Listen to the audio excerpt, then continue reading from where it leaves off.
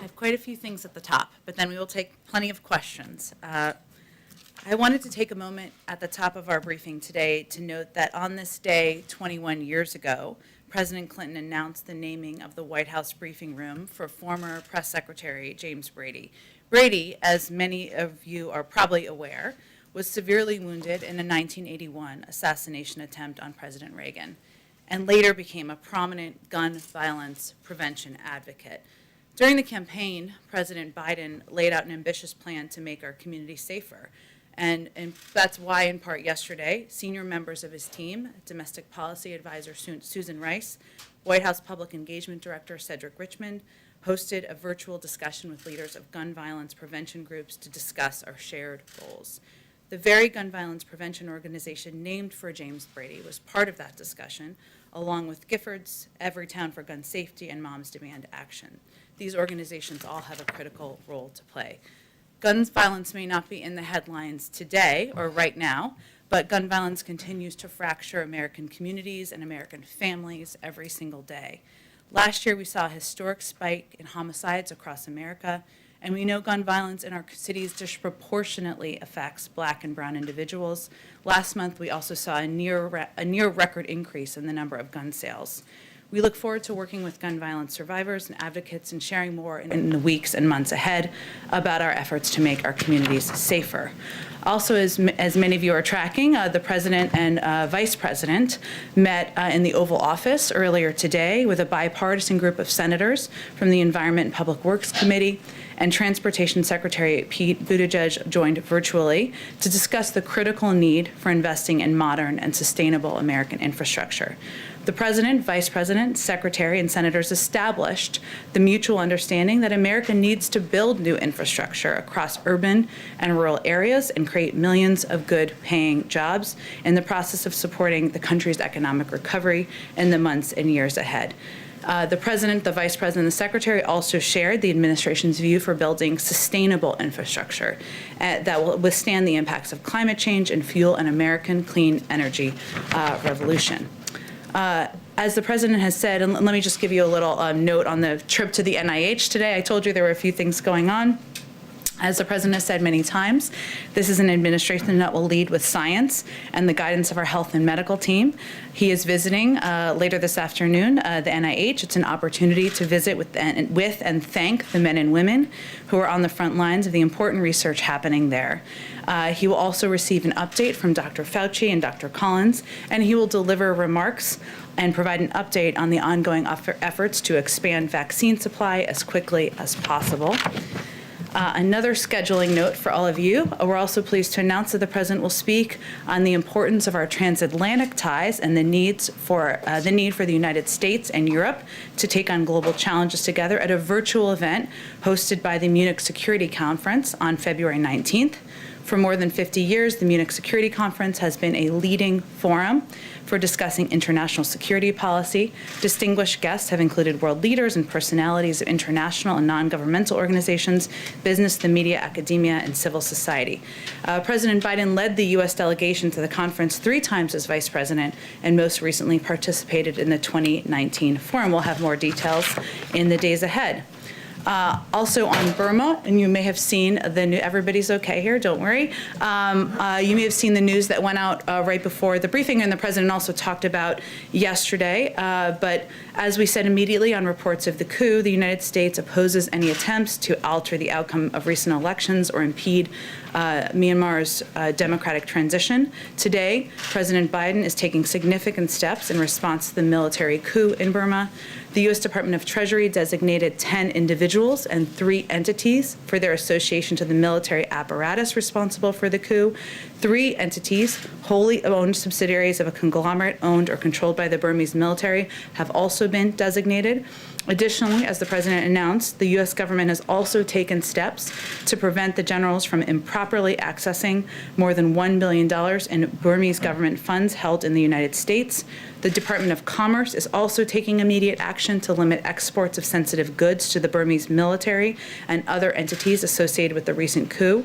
In addition, we're freezing U.S. assistance that benefits the Burmese government while maintaining our support for healthcare, civil society groups, and other areas that benefit the Burmese people directly. We will also continue our support for the Rohingya and other vulnerable populations. As you know, we released a fact sheet on this, so it just came out before the briefing, and I just wanted to highlight it briefly. Last item, and then we'll get to your questions. Someone in here, maybe that you were not here, it was a person who was not here again today, asked a very good question yesterday about the shortage of semiconductor chips. So as we often like to do, we wanted to provide all of you an update on that. The administration is currently identifying potential choke points in the supply chain and actively working alongside key stakeholders in industry and with our trading partners to do more now. At the same time, we are looking down the road. The long-standing issue with short supply of semiconductors, which was the question yesterday, is one of the central motivations for the executive order the President will sign in the coming weeks to undertake a comprehensive review of supply chains for critical goods. The review will be focused on identifying the immediate actions we can take, from improving the physical production of those items in the U.S. to working with allies to develop a coordinated response to the weaknesses and bottlenecks that are hurting American workers. With that, go ahead, Jonathan. Thank you very much. Sure. A couple of topics for you. First, the President earlier today said he spoke to President Xi of China for 2 hours last night, even setting aside time for translations. That's an obviously robust phone call. But the readout that was issued by the White House does not mention any discussion of the situation in Burma or trade between the two countries. Were those topics, as well as the origin of COVID-19, discussed? And if so, what was said? Well, it was a lengthy call, as you noted, and as the President noted this morning, and as modern-day historians can certainly confirm that there are few presidents who came into this job with more of a history on engaging with Chinese leadership. The President's, the readout we released last night was also quite robust and comprehensive about the range of issues that were covered during that call. I'm not going to have additional readouts to provide from here, but I can outline for you kind of where we are in the status of our relationship and our efforts as it relates to China. The President wants to lead with a clear and compelling affirmative U.S. policy agenda, take steps to strengthen our own economy. That's something that is a primary focus of his. That means getting the pandemic under control. That means taking steps here to get people back to work. He wants to work with our partners and allies, as you've seen from the readouts we've done from the President's engagement. He wants to take steps across government, as you saw from his visit to the Pentagon yesterday and the review he announced. And he also is committed to being clear and candid in his engagements, as he was last night in his conversation with his lengthy conversation, as you alluded to, with President Xi, where he talked about the fundamental concerns we have about Beijing's coercive and unfair economic practices. That obviously covers a range of issues, the crackdown in Hong Kong, human rights abuses across the country, increasingly assertive actions in the region, including toward Taiwan.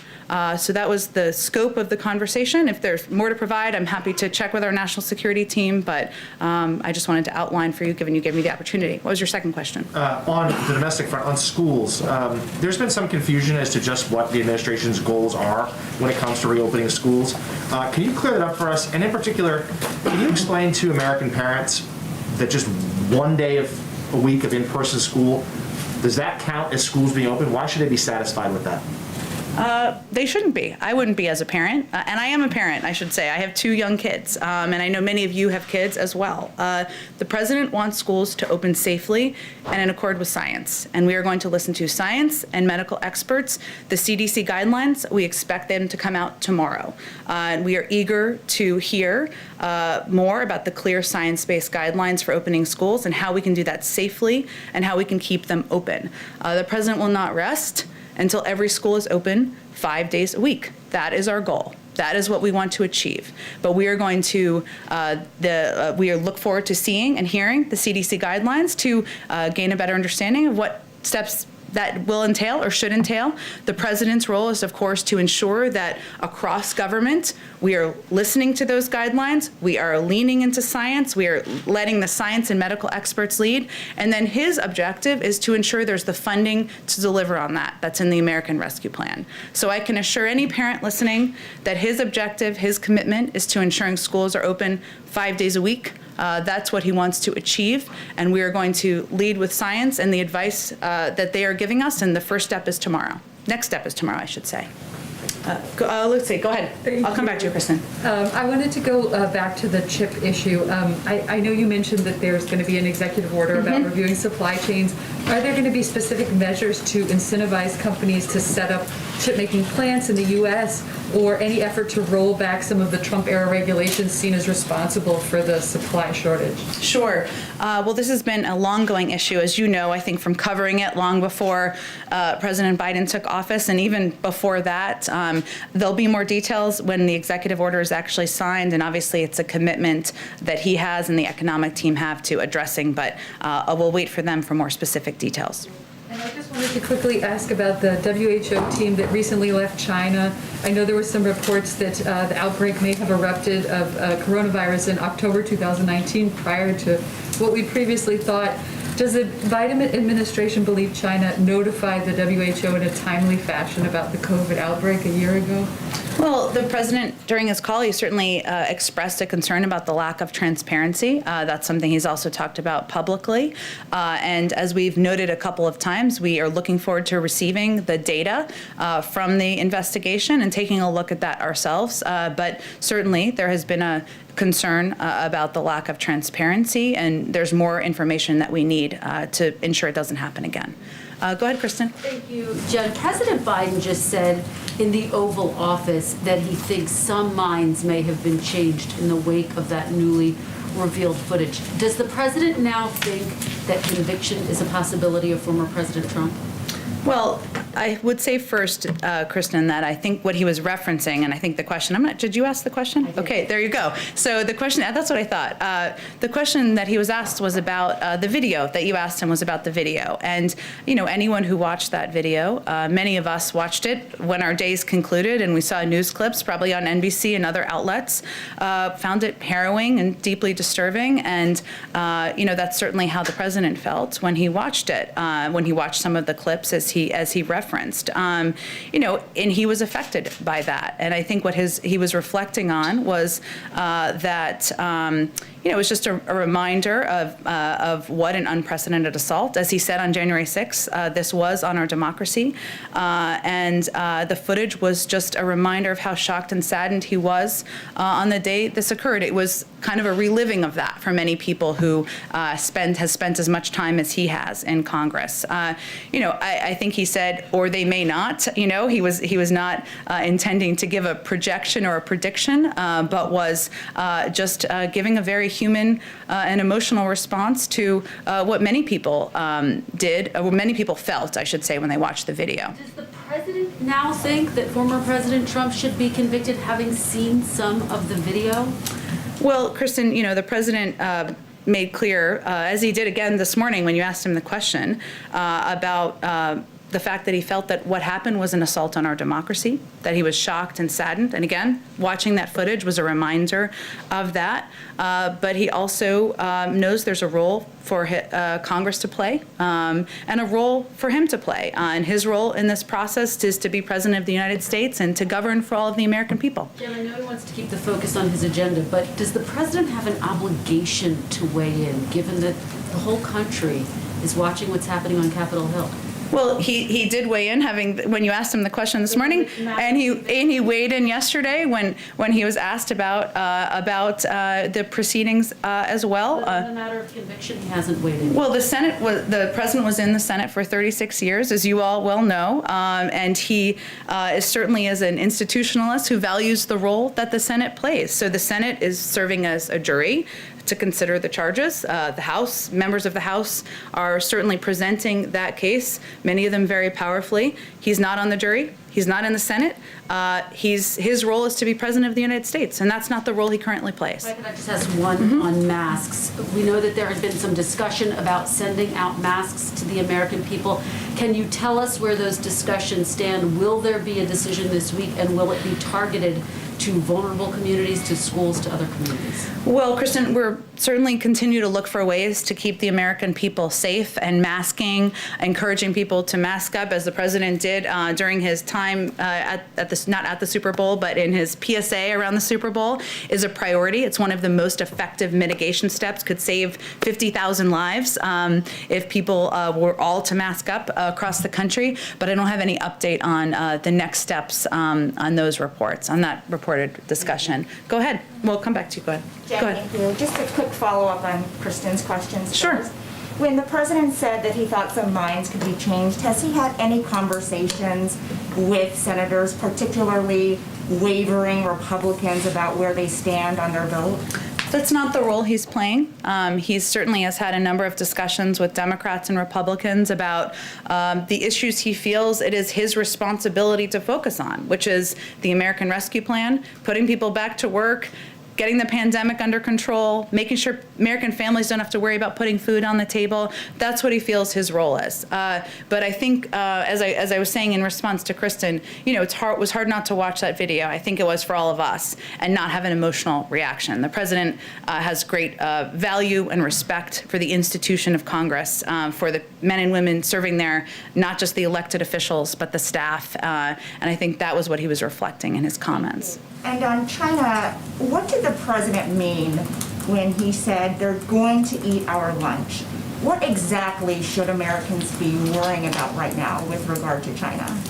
Well, I think it was a reflection on the fact that the president is clear-eyed about the challenge that we're facing, and that's the strategic competition with China, and that in order to get on our best footing in that competition, we need to take steps here at home, including making our own workforce more competitive, ensuring we are taking steps to protect our own technology, ensuring that we are working with our partners and allies to do that. And so it's a reflection of our strategy, which is that we are going to get our house in order to come into that competition from a stronger footing, the strongest footing possible, I should say. He outlined his strategy to compete with China, including the trade policy that John was asking about. Will he retain at least some of the Trump administration's trade policy?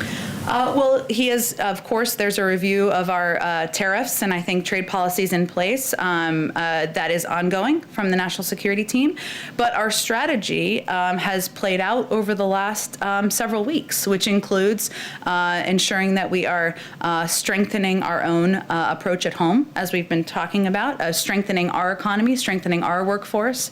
That is how we can compete from a position of strength, working with our partners and allies, and in all of the conversations with Europeans, with allies in the region, China, and the relationship with China has been a pivotal part of those conversations. So that's also part of our strategy.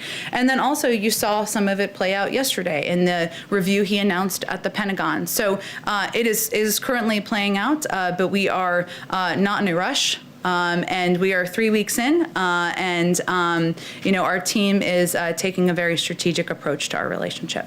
Go ahead. Thanks. Oh, I'm sorry. I said I'd go to you first. I'll go to you next. Go ahead. Okay, thanks. I just wanted to ask you about three topics. First being the Federal Reserve. Has President Biden spoken yet to Jay Powell, and how does he think the Federal Reserve Chair is doing his job?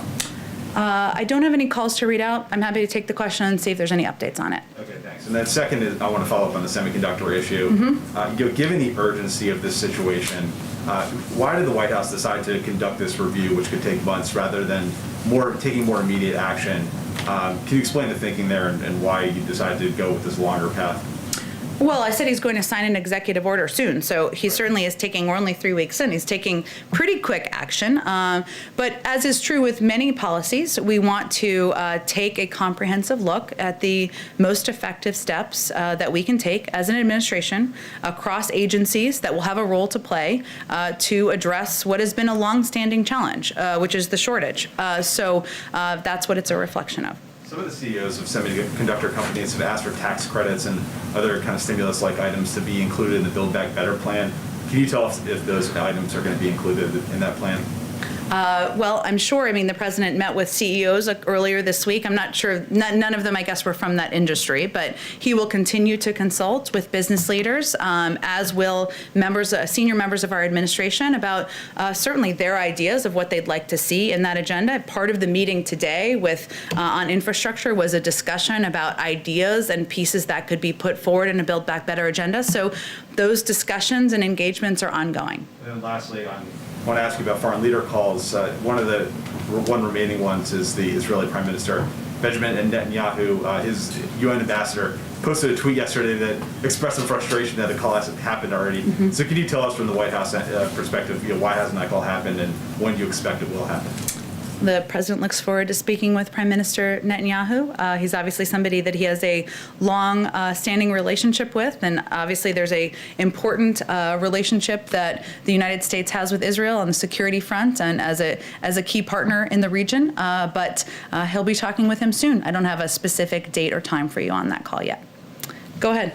Yeah, I do want to go back to the allegations on Capitol Hill against former President Trump. Mm-hmm. I hear you, the president doesn't want to, it's not his role to vote in this trial. So setting aside the vote, the House managers laid out this big case. They said that those rioters were there on January 6th in the name of Trump. So is there any doubt in your mind or in the mind of the White House that Donald Trump is singularly responsible for the events that occurred on January 6th, as the managers alleged? Well, I would go back to what the President of the United States said the day of the assault on the Capitol on January 6th, what he said on January 13th when the House voted, when he called it an unprecedented assault on our democracy, when he has expressed concerns many times, repeatedly, even long before January 6th, about President Trump's role in sparking hate, sparking anger, sparking violence in our country. He has certainly not been silent on that issue. And will continue to be outspoken about the need to take steps to address across the country the spreading of hate and hate speech as he sees fit. But what I'm referencing is what his role is in an ongoing Senate trial. He's not a member of the jury. He is watching. He was impacted by the video, as we all were, of course. And he will speak out as he sees fit in the future. But when you talk about the future and those next steps, will the impact and the final result in the trial, the vote of the trial, change how he approaches combating extremists going forward, working to build trust and build bridges? I mean, clearly that vote will change some of his next steps when he tries to bring Americans together. Well, I don't think he's waiting for that vote to take action. And the president has asked his team to do a review of domestic violent extremism in the country. That's a review that was announced the first week he took office. And he certainly has been outspoken about the role of hate speech on social media platforms. He's been outspoken about that for certainly some time. And again, he was impacted by the video as a human being. And he is confident in the role that the impeachment managers and others will play, and he will focus on his job, and he expects they will focus on doing theirs. Can I ask a follow-up to the schools question? Sure. We're expecting these new guidelines tomorrow, but we know that a majority of schools are open in some form already, even if it's just for a day or two. So is the president of the White House concerned that some of those schools right now are open but not safe? Well, one of the challenges we have is that the data is not great as it relates to schools that are open or not open, how hybrid learning is impacting kids. One of the things the president asked the Department of Education to do is to do a survey and get a better assessment of what that data looks like and how the learning of the last year has impacted kids. But again, these guidelines, Dr. Walensky and her team at the CDC will present that to the public tomorrow. We look forward to hearing their clear science-based guidelines for opening schools safely and keeping them open. These guidelines are going to be the basis for how our health and medical experts, the incredible leadership at the CDC, our future Secretary of Education, Cardona, will work with school districts around the country to safely reopen. And that's where our focus will be. But the data and the lack of data or effective data is actually a part of the problem. Go ahead in the back. Hi, Jen, thanks. One follow-up on China, and then also a question on behalf of a radio colleague. Sure. First, on the president's comments on China, in the past, he has said that a rising China is a positive thing. And then talking about today his concern that China could eat our lunch. Is there any middle ground there? Well, I think, are you referencing comments from, was there a specific date you were referencing a comment from? Well, during the campaign, I think he mentioned a couple of times it would be positive to see a rising China. Well, look, I think that the president's view is that we're in a competition with China, and he's clear-eyed about the depth of that challenge. And so the conversation he had with President Xi was certainly a reflection of that, and there were issues raised that reflected our approach, including a passionate statement of the values of the United States and a defense of those values in that conversation as well. That's his view, and it's reflected in our administration policy. And then from a colleague, wondering if there's any update on the president's order to review the threat of domestic violence, extremism. And also on that topic, there have been bills proposed in Congress. Is there any particular measure or approach the White House supports already? Well, the review is a 100-day review, so there's not an update on that quite yet. But once we have a conclusion, I'm sure we will reveal the specifics to all of you. And in terms of what the policy steps will be taken, we'll wait for the review to conclude, and then we'll have more to say, or we'll go through a policy process. Go ahead. Thanks, Jen. Does the White House believe it can take executive action to address gun control, or is it going to take a legislative approach? And if you do believe you can take executive action, why haven't you done so yet? Well, first I will say that, the president addressing gun violence in the country and putting in place additional safety measures is something that the president has a personal commitment to, and his history on this issue is evidence of that. He's obviously taken on the NRA twice and won, and he is happy and eager to do that in the future. Part of our engagement is working with groups to determine what the steps are that can be taken, but I don't have anything to preview for you at this point in terms of what the policy will look like or what form it will take. One other one. How much does the president want to spend on an infrastructure package? How much? How much? Wait until it's a process of ongoing discussion. Obviously, part of our Build Back Better agenda that he talked about on the campaign trail is an investment in infrastructure. The meeting this morning was a reflection of how important it is to him to meet with bipartisan leaders and have a discussion about what's required in states and communities. But I don't have a number for you. We're not at that stage in the process quite yet. Just one other one. New York City is reopening indoor dining at 25% capacity starting tomorrow. Does the president think that's a good idea? Again, we'll leave it to our health and medical experts to comment on specific steps taken by states as it relates to COVID. Go ahead. Hi, Jen, thanks. Does Iran need to come into compliance before the U.S. will open up a channel of communication with them? I think we've spoken to that. I'm happy to repeat what our position is. What is our position with Iran and compliance? Well, do they need to come into compliance before the U.S. will speak to them? Has President Biden authorized the special envoy to begin talking to them? Well, if Iran comes back into full compliance with its obligations under the JCPOA, the United States would do the same. So that is certainly the first step that would be required. Okay, so they need to return to compliance before any conversations will... Well, we are, of course, there are conversations that can happen with partners and allies through the P5+1. There's plenty to do, and but that would be the next step in the process. Go ahead in the back.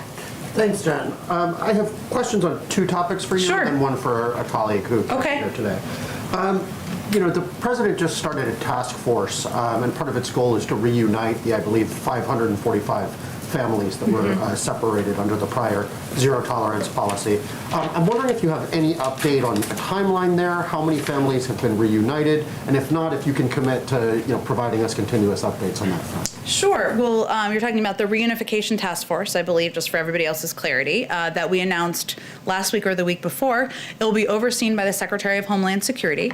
As a part of that commitment, we committed to a report coming from the Department of Homeland Security at the 120-day mark when they've had some time to get the work underway. And certainly we hope to have Secretary Mayorkas, now that he's confirmed, come here to the briefing room and certainly talk about the work that they're doing, the important work they're doing. But it's a 100-day update, and then it will be 60 days after that. So we are absolutely committed to providing you updates. Thanks very much. And then on the schools front, you talked about how a lack of data is a problem. And it's my understanding that we don't even have definitive data nationally on the numbers of teachers who've gotten sick or passed away as a result of the coronavirus. Has the Department of Education managed to get definitive data on this front? And if we don't know that, how do we proceed with the reopening plan?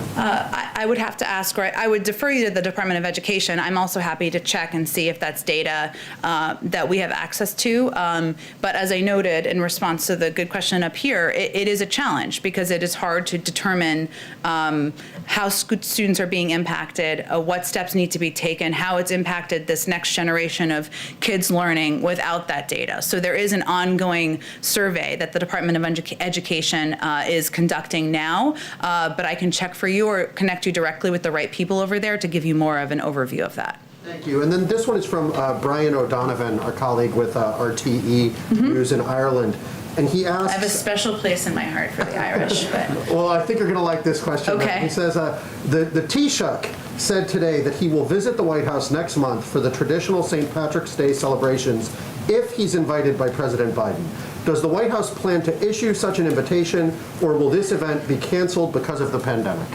Well, we certainly have limited, as you can all see and know, public events. There has not been public events here. I'm happy to check with our team on that if there's any change as it relates to a traditional event that happens in March. Great. Go ahead in the back. Thank you, Jen. Yesterday you said from the podium that the vast majority of people are being turned away at the border, but that doesn't seem to square away with the reality of what we're seeing, especially the Texas border, where we at Univision are reporting on hundreds of people being not only detained, but released into the interior of the country day in and day out. We've been reporting on this for about 2 weeks now, on the hundreds of people being released right away. So where is the disconnect of your messaging versus what's happening and what's actually happening across the border? Sure. Well, I would certainly refer you to DHS and CBP for specific numbers, which they would be more equipped to provide. But what I was referring to was the data of how many people versus how many people are coming into the country. And as I mentioned yesterday or the day before, it is the vast majority are turned away at the border. They can give you more specific numbers on that. And that is not, I guess, what you're perhaps seeing if you're looking at a portion of the border, but what they are tracking in terms of numbers and data. This is why we continue to convey that this is not the time to come. The president is committed to putting in place, in partnership with our Department of Homeland Security, a moral and a humane process for processing people at the border, but that capacity is limited right now, and it means we're just not equipped to process people at the pace that we would like to do. Yet the president of Mexico today stated in his press conference that most of the migrants across the border that, anecdotally, they do believe that the border is open and they can just come to the U.S. So there seems to be a messaging problem at the border with people thinking that the border is open, as stated by the president of Mexico today. So how are you getting that message to those migrants at the border, and how will you make them understand that the border is not open as you're stating? Well, we're looking for every opportunity we can, of course, from the president to the Secretary of Homeland Security to the Secretary of State, to communicate where we stand, which is that the president, our entire administration, are committed to digging out of the immoral approach to immigration of the prior administration. But it is going to take some time, and we need to put in place not only a comprehensive approach to immigration by passing a law that will help address the root causes that in the countries that are leading people to come to the try to come to the United States, that puts smart security, funds smart security at the border, that provides a pathway to citizenship. But we also need some time to review all of the detrimental steps that were put in place by the prior administration so that we can put a more humane system in place. But are you concerned in any way that as people are seeing the images of migrants being released into the interior, they just get encouraged to come to the U.S., try and cross illegally so that they have the same luck of just being released? Well, of course, we're concerned because we don't want people to put themselves at danger at a time where it is not the right time to come, because we have not had time to put in place a humane and moral system and process. We want to treat people with care. Of course, when they're unaccompanied children, that is a different circumstance, and certainly one that we handle carefully, and those individuals are transferred into HHS care. But, we use every opportunity to convey that while we have goals of what we want to put in place, we have not had the time or ability to do that quite yet. I think I'm gonna have to just move on just so I get to everybody, okay? Go ahead. The Miami Herald reported yesterday that the Biden administration is considering travel restrictions on states like Florida to help stop the spread of the coronavirus. Can you rule that out, or is that, as they say, on the table? Well, I've seen those reports. We are always considering what steps are necessary to keep the American people safe, but we are not currently in the process of no decisions have been made around additional public health measures that would delay or would change, I should say, domestic travel considerations. And regarding the domestic travel, also going back to the border, does the president support leaving the southern border open to migrants even before he would even consider this idea of domestic travel restrictions? Well, the border is not open. We are. Well, there are several reports of migrants crossing the border, and several local Texas health officials have expressed concerns that there are migrants coming over the border who have not been tested by the authorities. Well, let me reiterate what I've done in here. I know different people are in here different days, so I'm certainly happy to do it again. First, the majority of people who come to the border are turned away. And we are enforcing our laws at the border, but we are also doing it or attempting to do it in a humane way. And so this is not, again, the time to come. We have, of course, I would refer you to DHS and CBP who can outline more specifics, but when long-term holding solutions are impossible due to COVID-19 capacity limitations or other reasons, some migrants are processed for removal, provided a notice to appear, and wait within the U.S. to await an immigration hearing. These have been incredibly narrow and limited circumstances in which they've happened recently. And I'd certainly send you to the Department of Homeland Security for more specifics and numbers and data, which they're just more equipped to provide. Would you agree that it's humane to sort of institute mandatory testing for these migrants that are being released? Again, I would send you to them to give more outlines of the numbers and the specifics of what actions are taken at the border, and I'm sure they're happy to answer your questions. And just to follow up, the president spoke with the president of China, Xi Jinping, and said that he addressed the human rights abuses. Does the president support American companies doing business in China to express the same reservations about those abuses? I'm sorry, can you tell me a little bit more about your question? All right. So the president was happy to bring up the problems with China and human rights. And does the president support American companies doing business in China? Does he support them doing the same thing as they do business in China?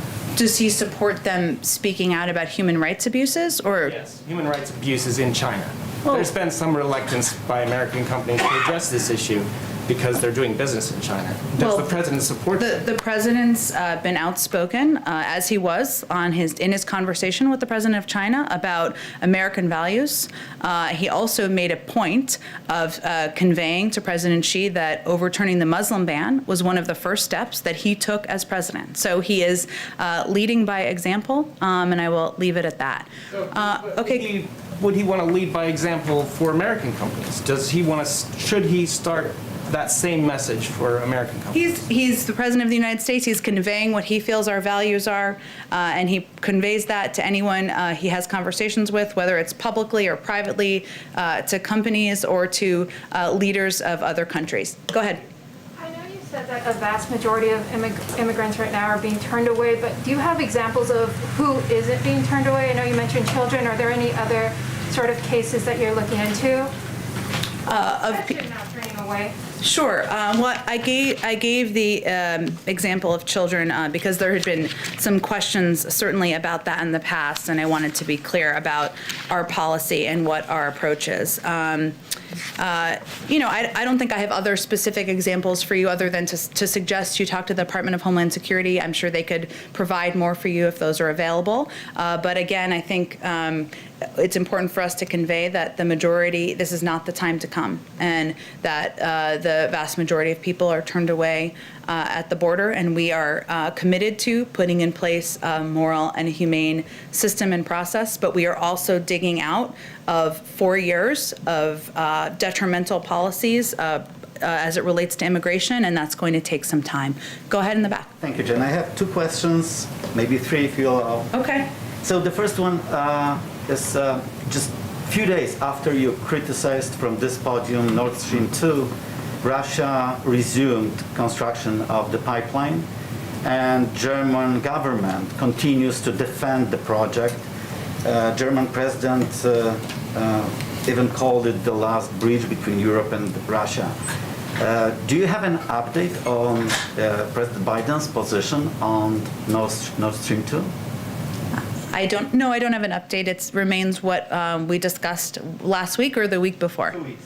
2 weeks, okay, 2 weeks ago. He has the same position, yes. Okay, so another one is on the European Union reportedly is preparing sanctions in response to jailing Alexei Navalny by Russia. Is the United States involved in those talks on sanctions, and what's President Biden's position on punishing Russia for Navalny's arrest?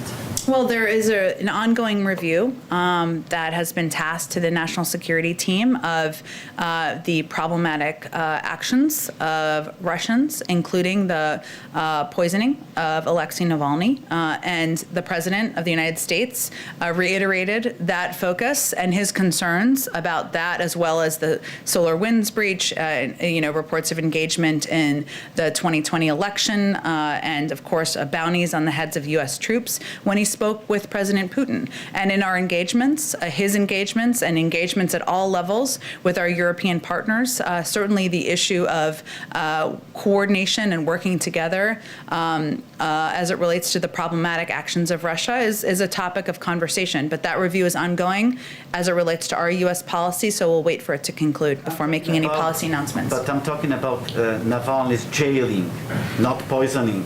What do you want to know about this? What kind of review you need to know that he's in jail? Well, we have been outspoken about that. Has been raised directly with the Russians, of course, as we've read out from here, from the State Department, from many components of our government. What I was referring to or trying to answer was your question about sanctions, which is that we have an ongoing review and process about our policies, what steps will be taken. Of course, the President reserves the right to respond in any manner and any timeline of his choosing, but that review is ongoing and has not concluded yet. One more, if I can. Go ahead. President Biden called many world leaders, including leaders of Germany and France.